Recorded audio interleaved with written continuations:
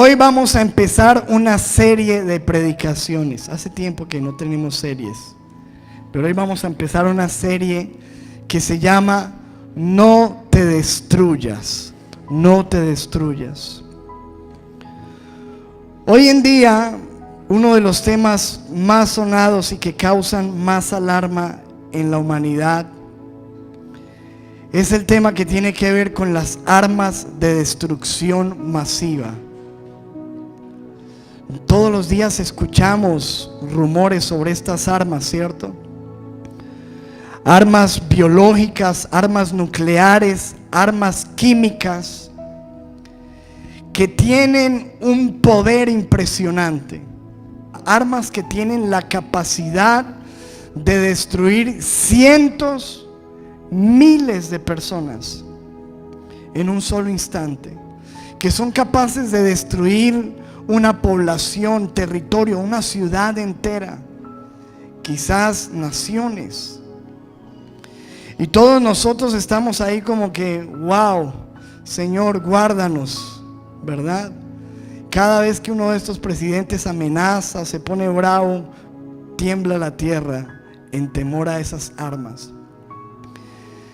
Y yo, con todo eso que acontece, pensé no en esas armas de destrucción masiva, sino en unas armas de las cuales yo quiero empezar hoy a hablar de una serie, unas armas de autodestrucción que nosotros tenemos, cada uno de nosotros, armas de autodestrucción, que son tan peligrosas como esos misiles que usted ve ahí, porque tienen la capacidad de destruir nuestra vida, nuestro hogar, nuestro matrimonio, nuestros hijos, nuestra familia, nuestra vida eterna. Armas de autodestrucción. La Biblia dice que nosotros como cristianos enfrentamos grandes batallas y tenemos tres enemigos más renombrados que la Biblia nos muestra. El primer enemigo es el enemigo de Dios llamado Satanás, que viene para matar, robar, destruir, que es un acosador y un adversario del pueblo de la iglesia. Creo que todos sabemos lo que dice la Biblia con respecto al enemigo. Pero también la Biblia nos muestra que tenemos otro enemigo, el cual es el mundo de pecado, ese sistema, esa corriente que va arrastrando a la gente a través de la cultura, de las modas, de las situaciones que nos van llevando cautivos a esclavizarnos a cosas que nos atan y nos destruyen.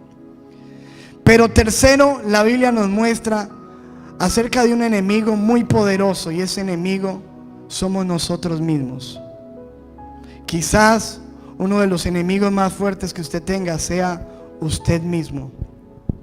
La Biblia nos habla que nosotros tenemos una carne que se quiere levantar, y hay situaciones en nuestra vida, pensamientos, sentimientos, emociones, cosas en nuestras vidas que se convierten en un arma de autodestrucción. Y voy a hablar de algunas emociones que son esas armas. Voy a hablar acerca de la culpa. Voy a hablar acerca del temor. Es un arma que te puede destruir. Voy a hablar acerca de los pensamientos no controlados, cómo te pueden destruir. Voy a estar hablando de los celos. Voy a estar hablando del desánimo. Voy a estar hablando de deseos compulsivos, de la envidia y de muchas cosas más que tienen la capacidad de destruirnos. Así que hoy empezamos esta serie y bueno, continuamos el jueves, el domingo. Cada culto vamos a ir desarrollando una de estas armas de autodestrucción. Le animo a que esté muy atento, porque todos tenemos que ver con estas situaciones. Hoy quiero empezar con la primera arma de autodestrucción, llamada la culpa. ¿Cómo es? La culpa. La culpa, o como lo llama la psicología, el sentimiento de culpa, es una de las emociones que pueden hacernos más daño en la vida. La culpa. Todos en algún momento nos hemos sentido culpables. Algunos hemos sabido cómo manejar eso porque entendemos lo que dice la Biblia, pero hay otras personas que arrastran en su vida un sentimiento de culpa, una culpabilidad, una condenación que les hace daño y que los está destruyendo. El diccionario y los libros dicen que la culpa es un sentimiento de responsabilidad que tiene una persona, de condenación, de miedo, sentimiento de vergüenza que alberga una persona por haber hecho algo que sabe que estuvo mal, algo que hiciste en tu vida que estuvo equivocado, y que a raíz de eso se despertó una emoción, un arma realmente poderosa, la culpa. Y como todos nosotros nos equivocamos, ¿cuántos saben que eso es verdad? Todos fallamos, cometemos errores. Todos nosotros hemos hecho cosas de las que nos avergonzamos, cosas que han llegado a salir a la luz y son notorias, y cosas que están ocultas en nuestro corazón y que el enemigo usa muy bien eso y se junta con eso en nuestro corazón, un dolor, una vergüenza por lo que pasó en nuestras vidas. Todo esto comienza desde el jardín del Edén. Desde allí comienza la culpa, donde un día Dios creó un hermoso paisaje, un hermoso jardín llamado Edén, Edén significa deleite, un jardín de deleite, lleno de las más ricas delicias y de lo más lindo a la vista, el mejor lugar para estar. Y allí puso a un hombre llamado Adán, el primer hombre, y a la primera mujer, Eva, y ellos disfrutaron de la delicia, disfrutaban de la presencia, de la bendición de Dios. Pero Dios les puso un mandamiento y les dijo: ustedes pueden comer de todos los árboles, pueden disfrutar de todo este paraíso, pero les puso un solo mandamiento. Les dijo: de este árbol, de la ciencia, del conocimiento, del bien y del mal, no comeréis, porque el día que de él comiereis, moriréis. Y imagínate, qué rico que hubiera solo un mandamiento hoy, sería genial. Pero el hombre no fue capaz con un solo mandamiento, con uno nomás que tenía. Entró una curiosidad por probar de ese fruto. El enemigo vino y puso en la mujer ese deseo de participar del fruto. Ella fue engañada, tomó del fruto y después le dijo al esposo: venga que eso está rico, le compartió. Y desde ese momento cayeron en desobediencia, en pecado. Pero algo sucedió. Efectivamente lo que Dios les dijo se cumplió. El día que ustedes coman de eso, van a morir. Y realmente ellos no murieron físicamente, pero algo se destruyó en su ser, porque vino a sus vidas un sentimiento de culpabilidad. Ellos no sabían cómo tratar con ese sentimiento. La Biblia dice que ellos se sintieron avergonzados, se sintieron desnudos, se sintieron con temor, con miedo. ¿Y qué hicieron ellos? Empezaron a cubrirse y se escondieron. ¿Sabe cómo se llama eso? Culpabilidad. La culpa vino sobre ellos a traer toda la desgracia, toda la destrucción que viene. Y a partir de ese momento, la Biblia dice que cayó una maldición sobre el hombre, sobre la mujer, sobre la tierra. Y desde eso todos los hombres nacimos con una inclinación al pecado. Y todos los hombres fallamos, y todos los hombres y las mujeres tenemos el sentimiento de la culpa. Ha venido esa culpa a llenar nuestro corazón. Y es tan tremendo ese sentimiento porque la Biblia nos muestra que esa emoción, ese sentimiento, esa arma puede llevarte aún hasta suicidarte, hasta quitarte la vida. La Biblia nos muestra el caso de Judas. Judas fue un hombre que caminó con Jesús, que probó lo más grande, el andar con Cristo allí presente, que comió con Jesús, que Jesús lo abrazó, que se sentaba, que escuchaba sus enseñanzas, que Jesús le confió el dinero, porque dice la Biblia que Jesús le dio la bolsa del dinero. Judas se convirtió en el tesorero del ministerio de Jesús. Le confió dones, talentos, lo envió a echar fuera demonios, a sanar enfermos. Jesús confió en él. Pero a Judas se le metió un sentimiento equivocado, una ambición, una avaricia, y eso lo llevó a vender a Jesús por 30 monedas de plata. Y cuando él lo vendió, los enemigos de Jesús estaban dichosos de recibir una persona como esta. Recibió las monedas y fue y le mostró dónde estaba Jesús. Dice que se acercó y vino con toda esa gente armada, con palos, con armas, todos. Y cuando Judas mira a Jesús, Judas se le acerca y él había dado una señal y dijo: al que yo le dé un beso, ese es, apréndanlo, cójanlo. Y se va y se acerca a Jesús y le da un beso.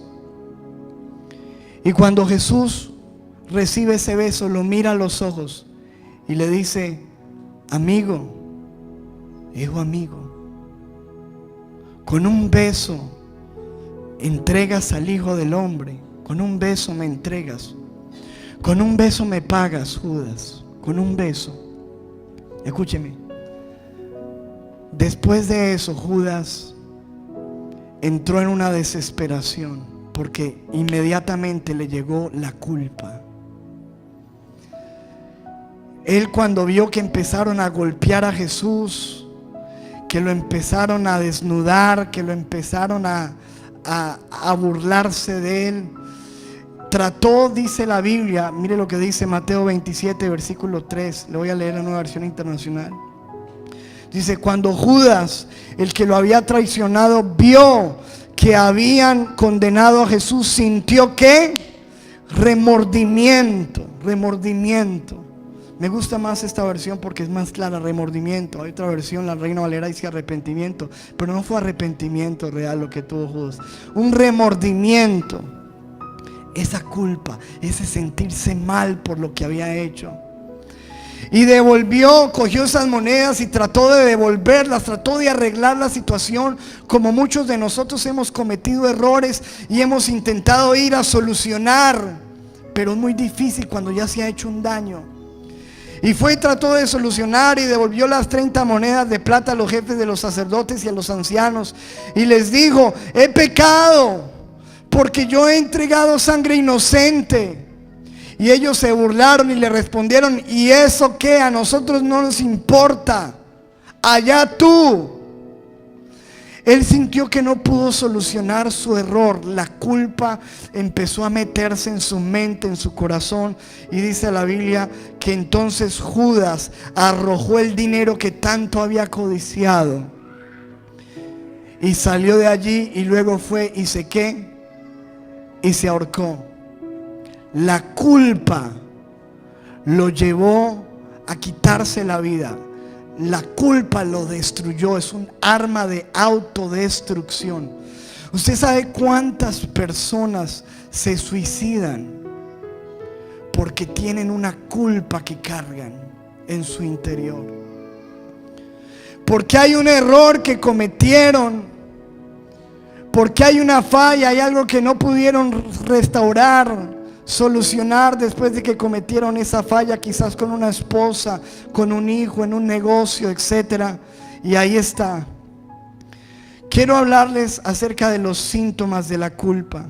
¿Cómo sé yo si tengo culpa en mi vida?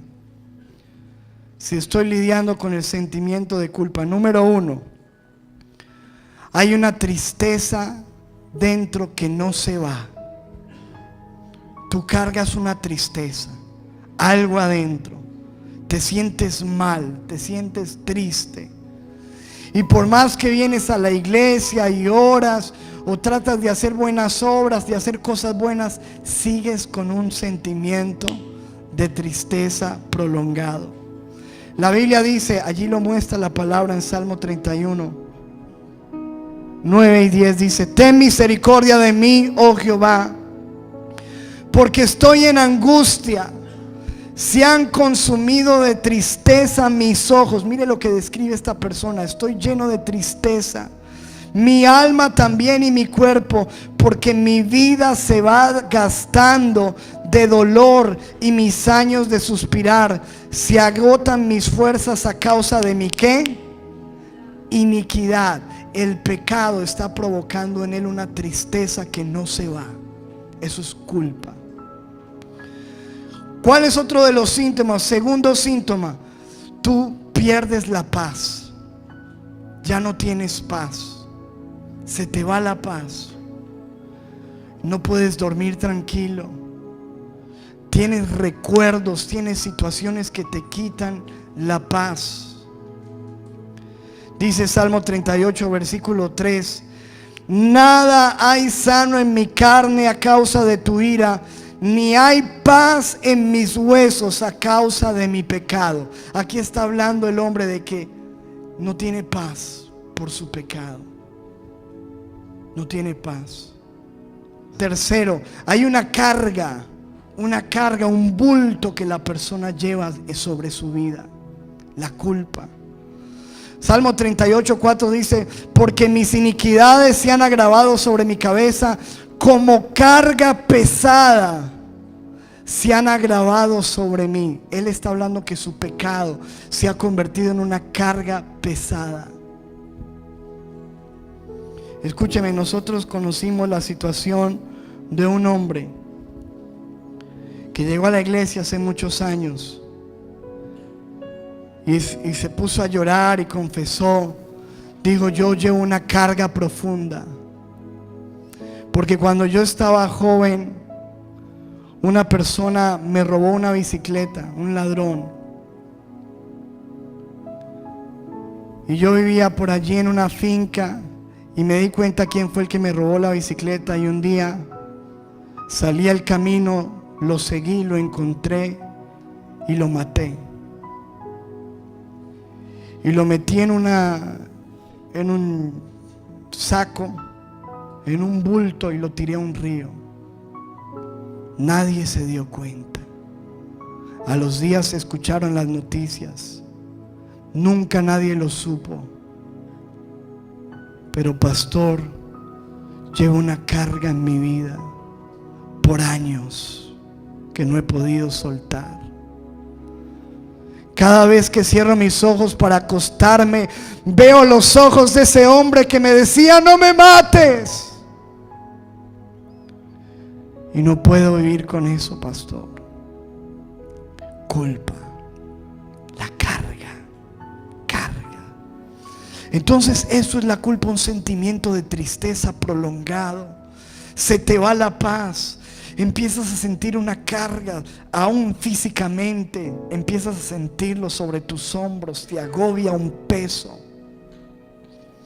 Cuarto, un sentimiento de suciedad. Te sientes sucio. Salmo 51:2 dice: lávame más y más de mi maldad y límpiame de mi pecado. Si este hombre que era David estaba diciendo eso, ¿por qué lo decía? ¿Cómo se sentía él? Sucio. Había cometido adulterio con una mujer cuando escribió esto. y había matado a un hombre para que no se diera cuenta de un embarazo. Y él dijo: Señor, lávame, estoy sucio. Dice el versículo 7: purifícame con hisopo y seré limpio, lávame y seré más blanco que la nieve. Sentimiento de suciedad, te sientes indigno. Aún en la iglesia no levantas la mano porque te sientes sucio, te sientes cochino, contaminado. Ayer estaba escuchando el testimonio de un hombre muy conocido aquí en Colombia que practicó por mucho tiempo la homosexualidad. Y él cuenta en su testimonio, dice: yo tenía relaciones con hombres, pero cada vez que yo terminaba un acto sexual, me iba al baño a llorar y a lavarme, a llenarme de jabón, de agua, porque me sentía inmundo. La culpa, sentimiento de suciedad. Otro de los síntomas es una sequía en tu ser. Te sientes seco, pierdes la frescura, pierdes el verdor. Dice la Biblia en Salmos 32:3: mientras que me quedé callado, se envejecieron mis huesos en mi gemir todo el día, porque de día y de noche se agravó sobre mí tu mano, se volvió mi verdor en sequedades de verano. Mi verdor se volvió en una sequía. Te sientes seco, no fluye tu oración, entras en un estancamiento, porque ese sentimiento, cometiste un error, quizás ya siendo cristiano, y eso te estancó, y el enemigo viene a acusarte, pensamientos de que hiciste algo mal, te equivocaste, sentimiento de hipocresía. ¿Qué estás haciendo aquí en esta iglesia? ¿No te acuerdas lo que hiciste? Y escúchame, te estancas espiritualmente. Así que la culpa te roba la paz, te roba el gozo, te hace sentir indigno, interrumpe tu comunión con Dios. Y muchas personas inclusive terminan apartándose de la iglesia por la culpa. Y como tenemos un enemigo que está echando dedo y tiene hartos compañeritos en la tierra, ¿cierto? Inclusive cristianos que ayudan a echar dedo también. Y tú bregando a sanar una culpa, pero después viene alguien y te recuerda lo que hiciste, te señala, te juzga y vuelve la culpa otra vez a tu vida. Hay un caso que yo quiero que analicemos en la Biblia. Es el caso de unos muchachos que cometieron un error juntos. Se pusieron de acuerdo con el ánimo de matar a su hermano, porque su hermano era el preferido de papá, porque el papá le compraba la mejor ropa a ese muchacho llamado José, porque su hermano hablaba de sueños, hablaba de cosas grandes, y entró en ellos una envidia, un odio hacia su hermano. Y un día aprovecharon que estaban en el campo, y cuando lo vieron llegar, dijeron: ahí viene el soñador, matémoslo y veremos qué será de sus sueños.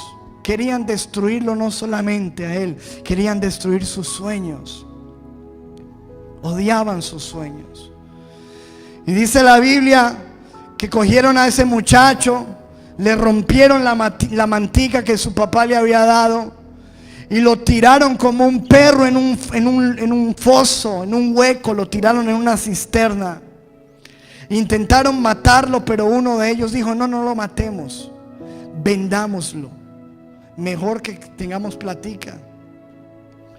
Y dice la Biblia en Génesis 37:28: y cuando pasaban los madianitas mercaderes, sacaron ellos a José de la cisterna y lo trajeron arriba y le vendieron a los ismaelitas por 20 piezas de plata, así como a Jesús lo vendieron. Aquí estaban vendiendo a otro, y llevaron a José a Egipto. Pero lo más terrible no solo fue lo que hicieron con su hermano, sino qué iban a hacer con su padre cuando ellos llegaran sin este muchacho que era el consentido, el mimado, el que él amaba en su corazón. Dice la Biblia: entonces tomaron ellos la túnica de José y degollaron un cabrito de las cabras y tiñeron la túnica con sangre, llenaron sus vestidos de sangre y mandaron la túnica a su papá. Imagínense qué canallada esto, no coger al papá y hacerle esto. Y trajeron unos vestidos llenos de sangre y le dijeron: reconoce si esto es de tu hijo, esto hemos hallado. Reconoce ahora si es la túnica de tu hijo o no. Versículo 33: y el viejito la reconoció y dijo: la túnica de mi hijo es. Alguna mala bestia lo devoró, José ha sido despedazado. Entonces Jacob rasgó sus vestidos, puso cilicia, empezó a gritar desesperado y guardó luto por su hijo muchos días. Y ninguno de ellos se atrevía. Usted se imagina uno viendo un papá desesperado, muriéndose de la tristeza, y nadie decirle: no, papá, él está vivo. Nadie atreverse a confesar. Y dice que pasaron los días y el viejo más triste, más deprimido, más llevado por el dolor.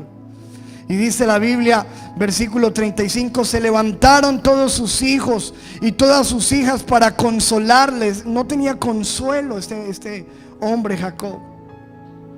Y cuando trataban de arrimárselo para consolarle a aquellos que habían hecho esa maldad, les dijo: yo descenderé enlutado a mi hijo hasta el Seol. Y lo lloró su padre. ¿Sabe qué les dijo? Nunca más voy a ser feliz. Nunca seré feliz. Voy a descender en lágrimas, en luto a la tumba por la pérdida de mi hijo. Y escúcheme, qué tremendo lo que estos hombres hicieron. Pero inmediatamente, ¿sabes qué llegó? La culpa sobre ellos. Empezaron a arrastrar año tras año tras año una culpa, una culpa, una culpa. Y si usted lee la Biblia se dará cuenta que a ellos les sucedía algo malo, y siempre que les sucedía algo malo, ellos decían: fue por lo que hicimos con José. Mírelo, ahí está, se lo muestro en la Biblia. Génesis 42, 17. Un día llegaron ellos a Egipto a pedir alimento, y por parte de José fueron ellos enviados a la cárcel 3 días.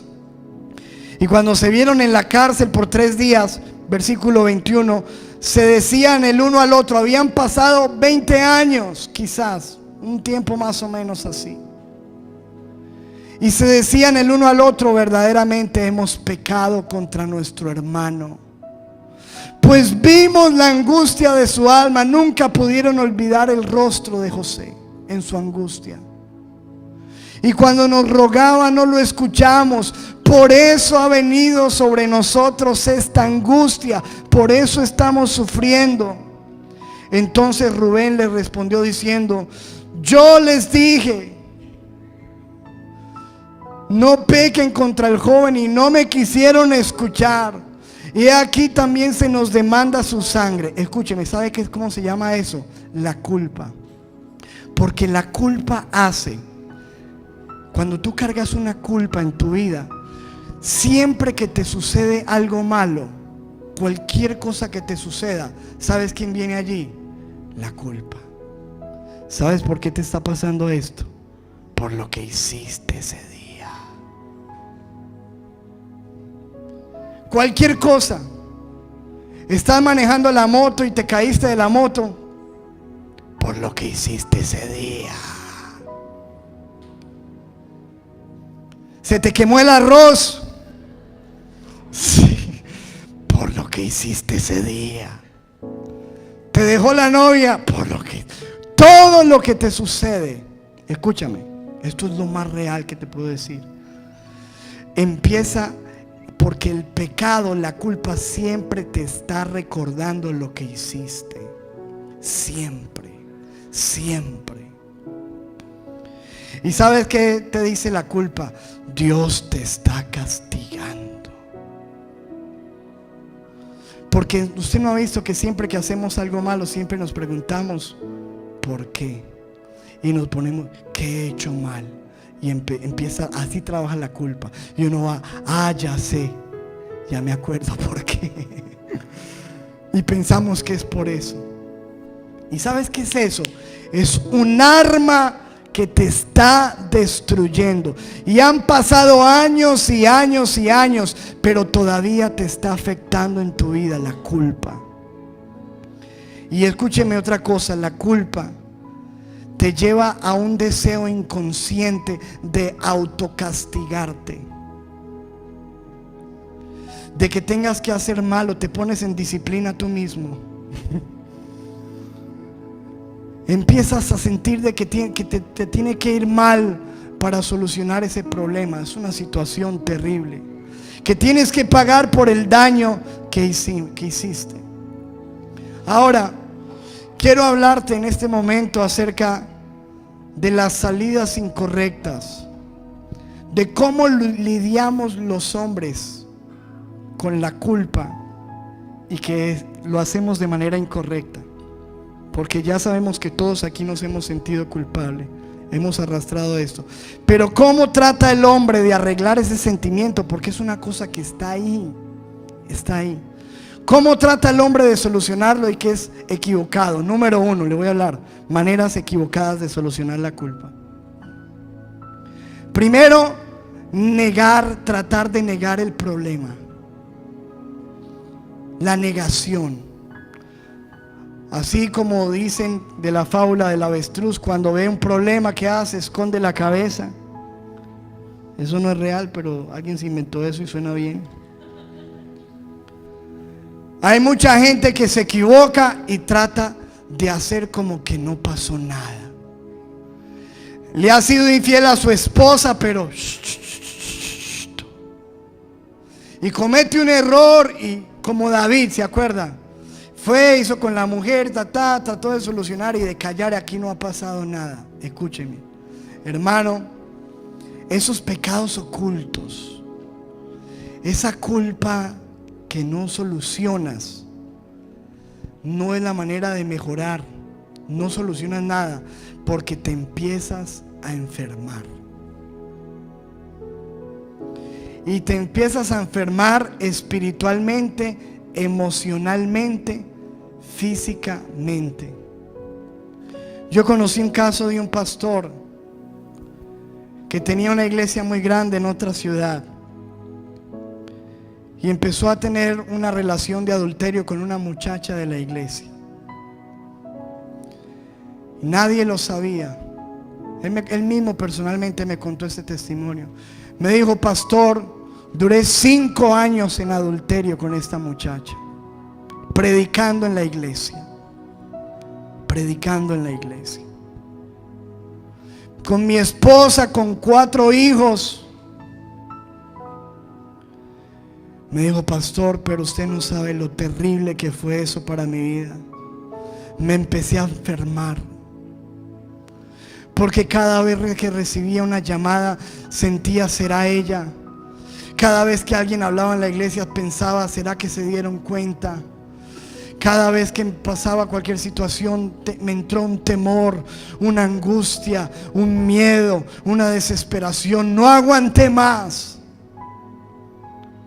Tuve que confesarlo delante de toda la iglesia a mi esposa porque estaba enfermo. Emocionalmente y físicamente me enfermé. Hay gente que ha llegado hasta morir. Créeme que la manera de lidiar con la culpa nunca es negándola. No lo niegues, no lo escondas, porque no solucionas nada, te vas a enfermar. 2, la segunda manera como lidiamos los hombres con la culpa es tratar de escondernos, de refugiarnos en algo que nos cubra, como lo hizo Adán y Eva. Dice, entonces fueron abiertos los ojos de ambos y conocieron que estaban desnudos. Entonces cosieron hojas de higuera y se hicieron delantales. Y oyeron la voz de Jehová Dios que paseaba en el huerto en el aire del día. Y el hombre y su mujer se escondieron de la presencia de Jehová Dios de entre los árboles del huerto. Escuche, esconderse en algo. Muchas personas, para solucionar el sentimiento de culpa, empiezan a refugiarse en algo, empiezan a refugiarse en el alcohol. Porque con el alcohol sienten que cuando están borrachos son libres de eso. Algunos tratan de refugiarse en la droga. Tú no conoces la situación por la que mucha gente llega a estos vicios. Mucha gente llega a esto buscando un refugio, algo que cubra, que limpie la culpa que llevan, refugio. Pero pregunto yo, ¿soluciona algo esto? ¿Soluciona algo que fumes, que metas droga, que tomes licor, que te refugies en el sexo? Nada, se te aumenta el problema, no soluciona nada. Así que la solución número uno, hermano, no es negación, no es esconderse, tampoco es la tercera. La tercera manera como el hombre trata de salirse de la culpa es justificándose, excusándose. No, es que yo soy así, pero es que porque yo pasé por esto. Y siempre buscan excusas, justificando su pecado, tratando de justificar su situación, trayendo argumentos. Pero escúcheme, eso no soluciona nada, porque así tú convenzas a todo mundo con tus justificaciones, no puedes convencer tu corazón. Cuando tú te miras al espejo, sabes que eres culpable. Y la siguiente es la cuarta manera y última de nosotros los hombres lidiar con la culpa, es proyectarla. En la psicología, la proyección es cuando yo tengo un error, cuando yo tengo un pecado, trato de verlo, ese mismo error, en los demás y atacarlo. Entonces veo una persona que tiene ese error y digo, lo juzgo, lo critico, lo ataco. Pero realmente eso es un mecanismo de defensa del hombre para descargar su culpa sobre otra persona. Entonces cuando la persona comete un error, le dice, pero fue que usted tuvo la culpa. Va y la mujer cayó en adulterio, pero el hombre cayó en adulterio, le dicen, usted tuvo la culpa porque usted me descuidó. Y puede que en verdad le haya descuidado, pero escúcheme, la situación es que ¿qué está haciendo? Tratando de coger su culpa y descargarla, proyectarla sobre otra persona. Y esa no es la solución. ¿Se acuerda que eso fue lo que hizo Adán y Eva? Dios le preguntó a Adán, ¿quién te enseñó que estabas desnudo? ¿Has comido del árbol que yo te mandé no comieses? Y Adán estaba lleno de culpa y de temor y de miedo y dijo, y el hombre le respondió, la mujer. Lo primero que vio, la mujer que me diste por compañera, ella fue la que me incitó, por eso yo comí. La mujer. ¿Cómo se sentiría Eva? El hombre que le dijo, eres carne de mi carne, ahora serás llamada varona, mamacita. Ahorita está diciendo, tú eres la culpable de que hayamos fallado al Señor. Eso es una manera como el hombre trata de solucionar su culpa, descargándola sobre otro. Y la mujer, cuando Adán la miró y le dijo, ella ya tuvo la culpa. La mujer dijo, el hombre respondió, versículo 13. Entonces Jehová dijo a la mujer, ¿qué has hecho? Y la mujer dijo, la serpiente. La serpiente, ella fue la serpiente que me engañó. Y el Señor miró a la serpiente y le dijo, ¿la serpiente qué? Y la serpiente saca la lengua y por eso él tiene ahí partida en dos, ¿cierto? Fueron ellos dos, Vea. Sí, no, eso no está en la Biblia, pero pensemos que le metió la culpa a los dos y desde ahí le quedó la lengua así. Escúcheme, amado, porque así es el hombre tratando de solucionar su culpa, tratando de ponerla sobre alguien más. Es porque en esta iglesia no hay amor, es por el pastor, es por algo le tienes que meter la culpa de lo que te pasa. A algo o a alguien. Y escúchame, tú puedes meterle la culpa al que sea, pero cuando te miras al espejo y cuando te vas a la cama, todavía está eso ahí y no lo has solucionado. Ahora, ¿se da cuenta que es un problema esto? Es un arma de autodestrucción impresionante. ¿Cómo ser libre? ¿Cuál es la solución para la culpa? La única solución para la culpa es una palabra, se llama el perdón. Lo único que puede quitar la culpa de alguien es el perdón. Y la vía para recibir ese perdón se llama el arrepentimiento. Escúcheme, volvamos al caso de los hermanos de José. Toda la vida cargaron con una culpa. Todo lo que les pasaba les iba mal. Si ve, yo se los dije. El otro enseñaba, yo se los dije. Si ve, fue por nuestra culpa, fue por lo que le hicimos a José, Dios. Toda la vida. Aun cuando José se reveló a ellos, ellos no hicieron nada.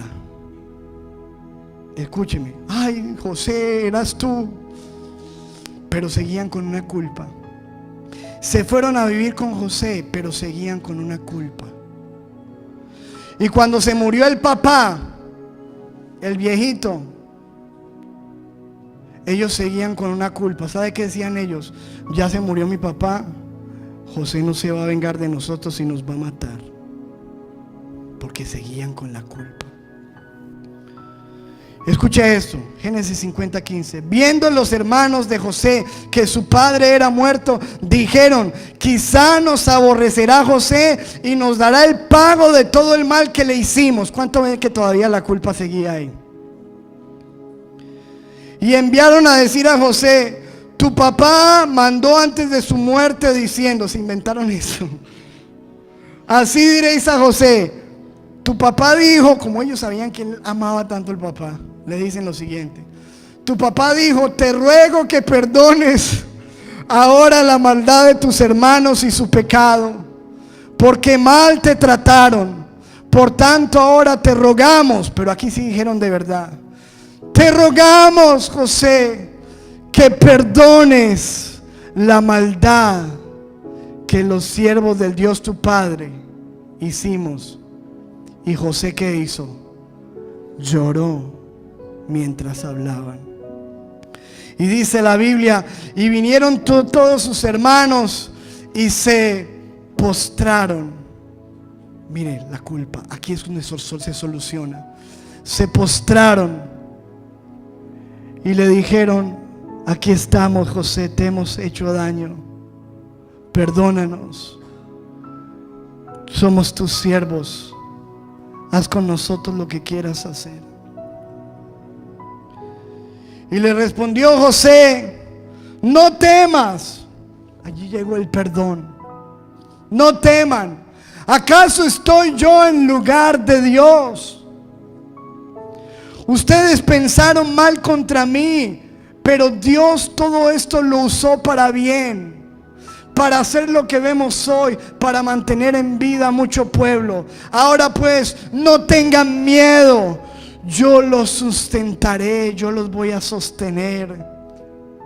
Y dice: y a sus hijos, y los consoló y les habló al corazón. ¿Sabes qué recibieron ellos ahí? El perdón. Y la culpa se fue.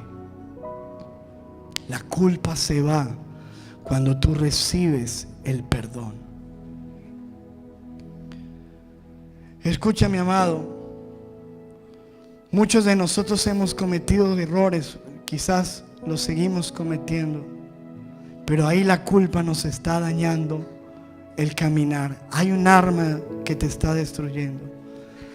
Y Dios te ha traído en esta mañana para decirte: lo único que puedes hacer con eso que tú llevas es buscar mi perdón. Mi perdón. Mi perdón. Porque si tú recibes mi perdón, la culpa se va a ir. ¿Lo crees o no? Escúchame. ¿Cómo recibir ese perdón y librarnos del sentimiento de culpa? Voy a numerarlo estos pasos rápidamente. Primero, lo primero que necesitas hacer es reconocer que has pecado, reconocer que cometiste un error, reconocer que fallaste, porque mientras que no reconozcas, no hay sanidad para tu vida. Hay que reconocer. La Biblia dice en Salmo 51:3, aquí está David limpiándose de su culpa. Mire cómo lo hizo. David dijo: porque yo reconozco mis rebeliones y mi pecado está siempre delante de mí. Yo reconozco. Como vino el hijo pródigo delante de su papá: Padre, he pecado contra el cielo y contra ti. Primero, hermano, lo primero para tú recibir esa libertad de esa culpa que llevas, si has abortado, si has hecho algo malo, si tienes cosas ocultas, es reconocer, decirle: Señor, he pecado. Reconocer tu pecado.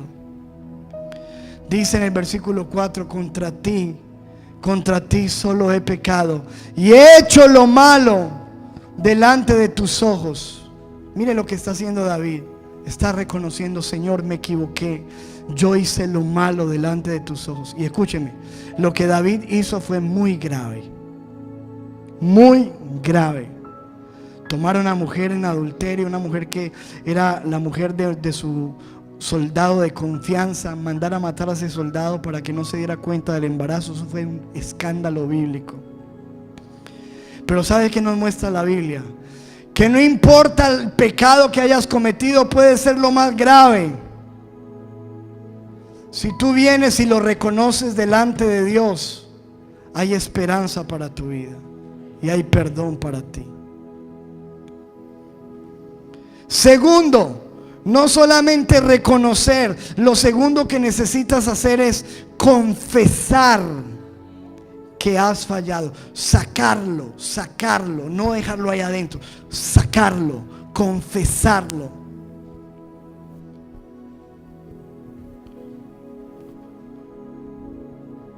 Escúcheme, yo conocí el caso de una muchacha casada. Y ella cometió una imprudencia y en una salida que tuvo se encontró con un exnovio y se besaron. Entonces esta muchacha cristiana no sabía qué hacer, porque dijo: donde yo le cuente esto a mi esposo, ¿cómo lo va a tomar? ¿Usted cómo se sentiría? Que llegue su esposa: ay, mira que me encontré a mi novio, nos besamos. Por favor. Entonces pedía consejo: pastor, ¿será prudente que yo le cuente porque puedo dañar su corazón, puedo destruir mi relación? ¿O le pido más bien perdón a Dios y ya dejo como si nada? Y por mucho tiempo tomó la decisión de simplemente decirle a Dios y ya. Pero se empezó a secar espiritualmente, porque vino una acusación, una culpabilidad. Y a pesar de que su esposo no sabía, nadie se lo iba a contar, la culpabilidad, hasta que no pudo más y arriesgó todo, inclusive perder su matrimonio. No lo perdió, porque Dios es fiel. Cuando tú tienes la actitud correcta y lo haces delante de Dios. Pero confesó su pecado y fue libre de la culpa. Confesar. La Biblia dice en 1 de Juan 1:9: si confesamos nuestros pecados a Él es fiel y justo para perdonar nuestros pecados. Fiel y justo. ¿Para qué hacer con nuestros pecados? Perdonarnos, y después de eso, ¿qué? Limpiarnos de toda maldad.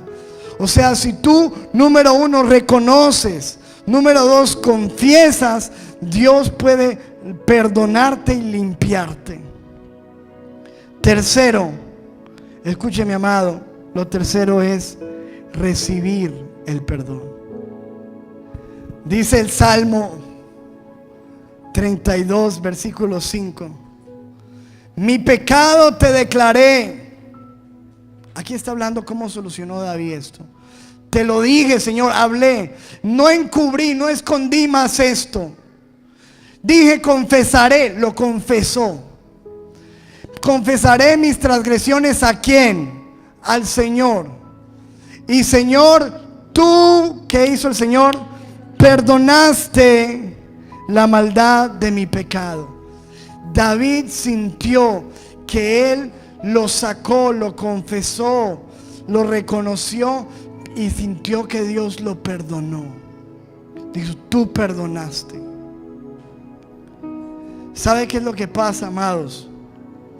Que muchos de nosotros nos negamos a aceptar el perdón de Dios. Porque Dios promete en su palabra que si tú te arrepientes, lo confiesas, te humillas, Él te perdona. Pero tú tienes que creerlo. Tienes que creerlo. Porque si tú vienes con ese bulto de culpa, lo confiesas, te arrepientes, pero vuelves y que coges el bulto para salir, no haces nada. Tienes que aceptar el perdón de Dios. Y algunas veces nosotros no aceptamos el perdón de Dios. Nos sentimos, y es un problema más grave, nos sentimos más justos que Dios. Pensamos que somos más grandes que Dios, porque si Dios te perdonó, ¿quién eres tú para no perdonarte? ¿Será que tus estándares están más altos que los de Dios? Dios puede perdonarte todo. Todo. Tienes que recibir el perdón. Y cuarto y último, terminamos. Proverbios 28:13.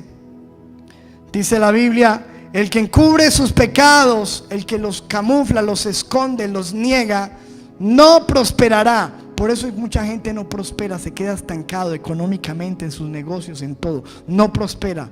Pero el que los confiesa, ¿y qué más? Y se aparta, alcanzará misericordia.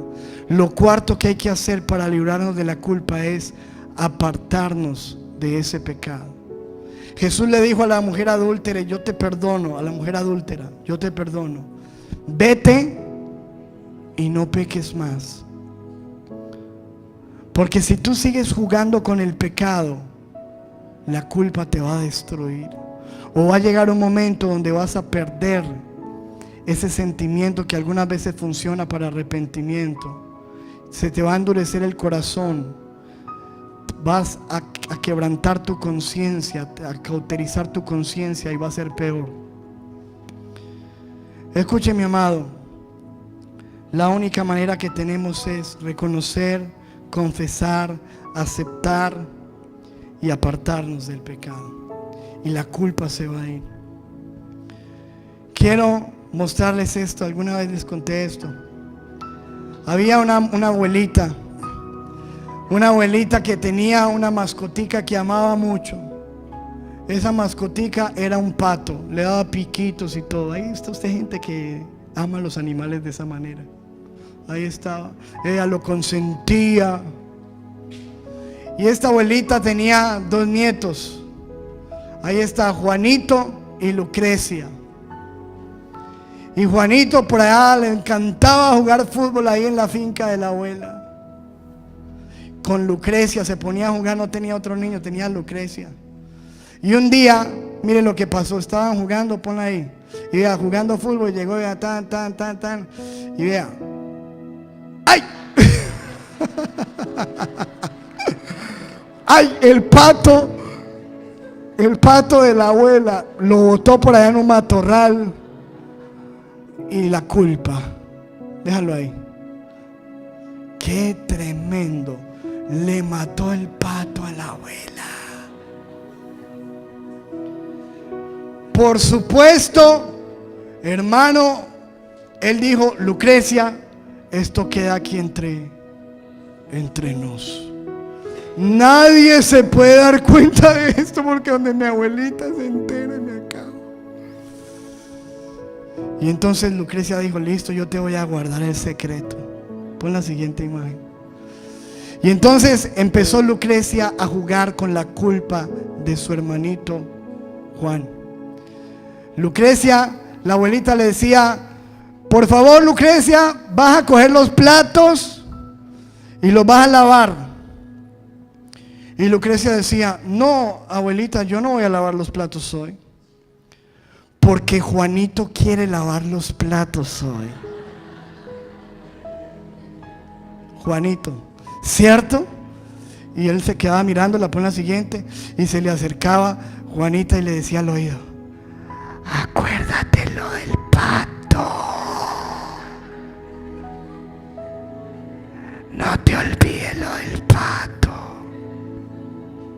Y entonces Juanito llegaba y se ponía el delantal y, hermano, a lavar platos. Al otro día llegaba la abuelita: Lucrecia, bárreme la casa. No, abuelita, yo no voy a barrer hoy. Juanito quiere barrer, ¿cierto, Juanito? Y Juanito, y se le acercaba otra vez: acuérdate lo del pato. Y Juanito, véalo ahí, a barrer. Y así lo tuvo trapeando, sacudiendo, podando. Mejor dicho,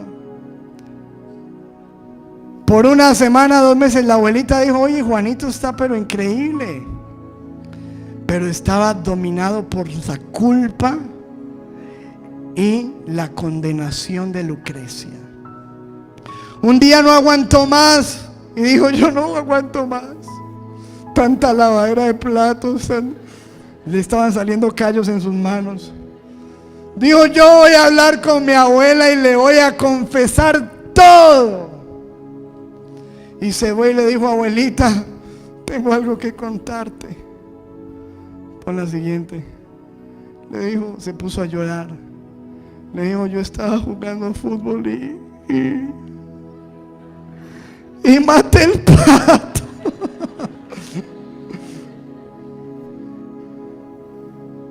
Reconoció su falta, su error, la confesó, y la abuelita lo abrazó, le limpió las lágrimas y se fue a caminar con él. Y le dijo: ¿sabes algo, Juanito? Yo te quiero contar algo. Cuando tú hiciste lo del pato, yo te vi. Porque mira, yo estaba en la ventana. Ahí está.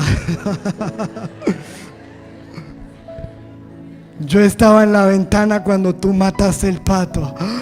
Ahí está.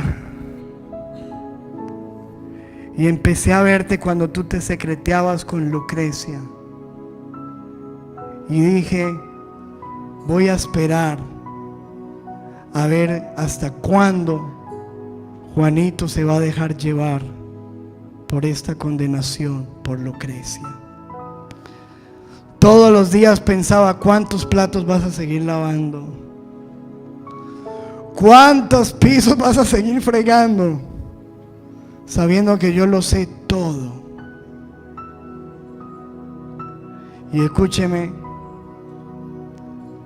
este niño recibió el perdón de su abuela y la culpa, ya no hay nada que esconder. Al otro día llegó la abuela y le dijo: Lucrecia, póngase a barrer. Y ella se fue otra vez a coger a Juanito. No, Juanito quiere barrer. Y entonces vea lo que pasó. Y ella se fue con Lucrecia, vea, y él le dijo: no, ya no tengo que barrer. ¿Por qué? Porque la culpa ya se fue. Escúchame, amado, páralo ahí. El enemigo es esa Lucrecia que tú tienes. La Biblia dice en Apocalipsis que el enemigo, ¿cómo le llama la Biblia? El acusador de los hermanos. Que dice la Biblia que está acusando de día y de noche. Y yo no sé qué te tiene haciendo el enemigo, lavando platos, autocastigándote. Y cada vez que vas a levantar las manos, que quieres seguir adelante, el enemigo te dice: acuérdate lo del pato. Vienes a la iglesia, vas a levantar las manos: ay, pero acuérdate lo que hiciste el otro día. Acuérdate lo que hiciste por allá en oscurito. Y te condena, te culpa. La gente, muchas Lucrecias en la iglesia también, que se encargan de ponerte el dedo y decirte: acuérdate lo del pato. Escúchame, la única solución que tú tienes es que tú vayas a Dios, porque tengo una noticia para ti.